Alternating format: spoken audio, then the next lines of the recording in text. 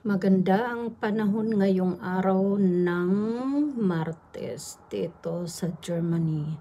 Ayan, nandito ako sa second floor at minamanmanan ko. Ayan guys, tingnan nyo ang ganda ng himpapawid. Makikita nyo, napaka-blue ang langit.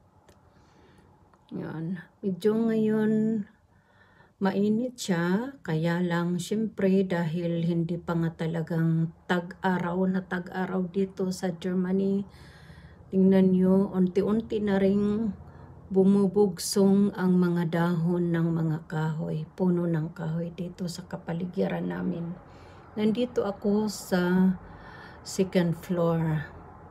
Minamasdan ko ang paligid namin doon sa kalsada kung saan dumadaan ang mga sasakyan. At dito naman sa kabila, ayan yung punong kahoy na yan dito sa harap ng bintana ko.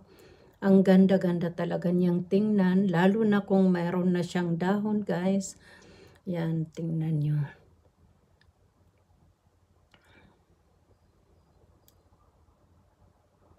Maraming salamat sa panonood at kung nagustuhan nyo ang mga short videos ko, paki-subscribe na lang. Thank you so much.